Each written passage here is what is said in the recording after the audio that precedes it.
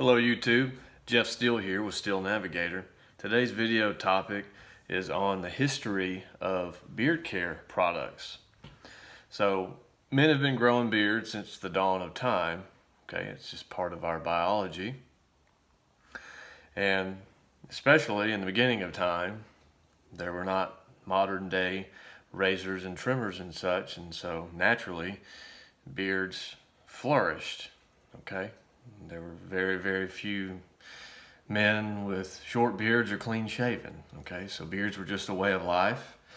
And the interesting thing of note on this topic is that they had to deal with the same beard issues that we do today, such as beard itch, okay, and beard odor, and keeping the beard in place and neat looking, or maybe making it look unique, whether that be as far as style and color. They use things since the dawn of time, as we do today, okay? Now technology has made things much more accessible, effective and efficient today. They had the products then, but it was much harder for the products to come by, harder to apply, and they were just not as effective. Okay, but they did have products.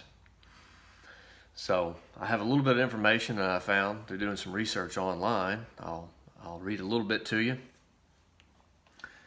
So one thing of note is that the ancient Egyptians used henna and other strong dyes, anything from reddish brown to a dark brown and even black, to dye their beards. Okay, and it says that they got that color from henna. Okay, is what it says. Ancient Mesopotamians, or modern day Iraq, took precise care of their beards, it says, to keep them healthy, smelling fragrant, and softening the whiskers. Okay, and they often styled their beards. There were ancient curling irons. They would create tiers, frizzles, and ringlets to style their beards, which is very interesting. And the ancient Assyrians dyed their beards black. And something else interesting is that the ancient Persians, which I believe most of the time had black beards, would dye their beards auburn, okay, which is a reddish brown color. Very interesting to me. So also around the world, there's different beard styles, different beard colors based on our evolutionary past and environment. Okay, we all evolve in our given environments. Okay, I would say the people of the Middle East probably have the darkest, the thickest of beards, and I think that is based off the evolution of that area where the sun is very intense. Okay, and so our bodies change with time to help protect from the harsh UV light in that area. Okay, but I find it very interesting that they would dye their beards during this time. Okay, and that they even had the thought and the know-how to do that. I'm sure that it was more of a temporary dye. It probably would rub off on clothing and such. It's probably not something where it just soaks into the hair as what we have today, such as the Just for Men. Okay, once it cures, it doesn't get on your clothes and all. And something else, it notes that Native Americans used beard oil from castor oil, almond oil, and grapeseed oil. But most Native Americans, especially if they're pure Native American, they don't really have facial hair. Okay, it's mostly from their Asian heritage, where they came across the land bridge, and just the biology there, they just didn't grow facial hair, most of them that I know of. Now I do know that the Native Americans and also the mountain men of course being of mostly European descent, they would use bear oil quite regularly, or beef tallow or beef fat, to create oils that they would put in their hair and their beards. And Also would use the same oil to keep their knives from corroding. Okay, I think that's pretty interesting. And another thing of note is mustache wax have also been used, and originally formed from beeswax and cocoa butter. Also, pine resin was also used.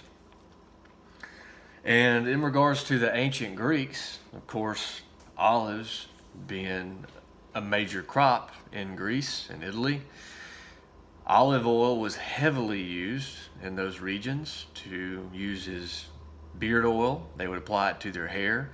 It would soften their beard and their hair and create a shine. Okay, and also sesame seed oils were used, and it also doubled to protect the hair from lice, the sesame seed oil. Thought that was interesting of note. So just a few facts on beard history, and I'd say modern day beard oil came about in the 1820s and 1830s, but the issue then was you really only could get it in cities, and the oil was very heavy and it would rub off on upholstery, clothing, and would stain those items heavily. Okay, so, and I remember growing up, my father, he always had a beard or a goatee. I don't remember my grandfather, he always just had a mustache, but so I don't really remember him using any products. He died recently at age 88, and my great grandfather was clean shaven, so I don't remember him using any products. He lived to be almost 102. But my father, I remember in the evenings, he would shower in the evenings, and afterwards he would just use a basic hand lotion. Okay, he would take the hand lotion and would just massage it in his beard. And he kept a pretty short beard. He kept it probably about twice the length of what I have. I've got about a 3 millimeter beard right now, which is about 4 days for me. 4 days growth. So he probably kept, I'd say, 6-7 millimeters, and shower once a day in the evening, and then would apply just hand lotion to the beard, and that was enough of a product to keep him from having the beard itch for at least 24 hours. And when I first started growing a beard, when I'd say I was about 14, 15, beard oil, modern day beard oil wasn't around then, or at least I didn't know about it. And so I would also use the hand lotion technique, and I found that it would work for about 24 hours, and then the beard itch would return with a vengeance. So I think the modern day beard oil has only been around for, I think, 15 or 20 years. So it's come a long ways. We're very lucky to have the products that we have today, and we can have them shipped right to our door within a day or two. It's very phenomenal. They're extremely effective, efficient, reasonably priced, and they're super convenient. And I'm looking forward to where the future of beard care goes, what type of new products will come out with, how will the current products evolve. I'm very interested in it. And I think the next stage in the beard world is being able to more effectively and efficiently alter the color, having the color beard that you want. That is natural and organic. Okay, there are ways to color your beard out there, but I think there is absolutely room for improvement in that area.